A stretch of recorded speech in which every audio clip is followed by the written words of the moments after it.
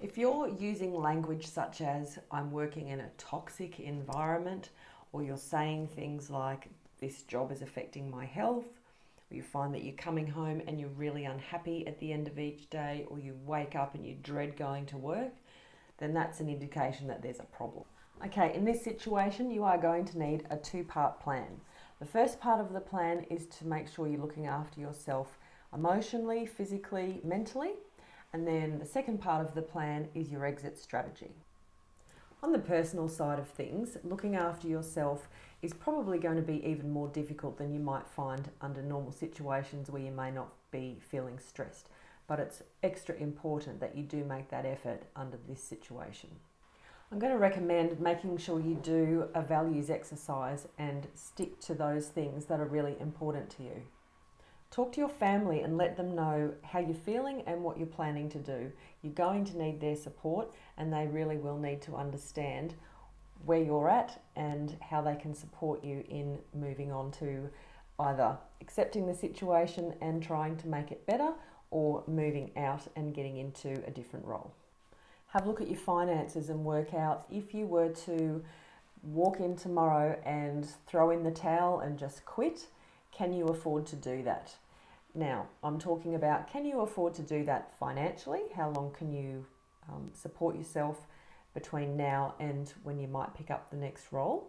And I'm also talking about, can you afford to do that in terms of turning up to an interview and explaining why you left your job without something else to go to? It's still not a good look, and you will be questioned about that sort of decision, and most of the time people will unfortunately make the assumption that there's something that you did wrong, or that there's something about you which is the problem.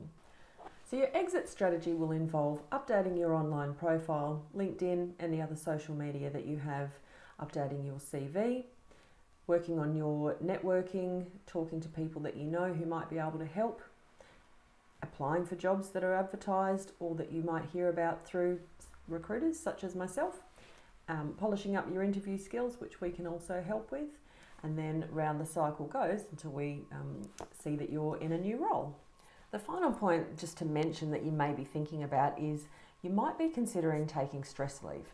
This is really something that I can't comment on. I don't know your personal situation, so that's probably obvious, but it does go without saying that it's a very, very personal decision. Yes, there's still a stigma around taking stress leave.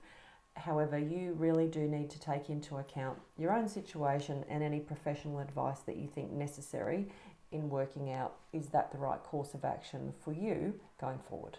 So I wish you all the very best with whatever you decide to do.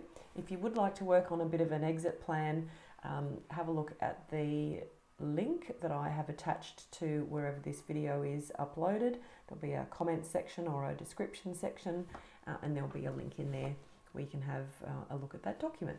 So all the very best, and do let me know if I can help you in some way.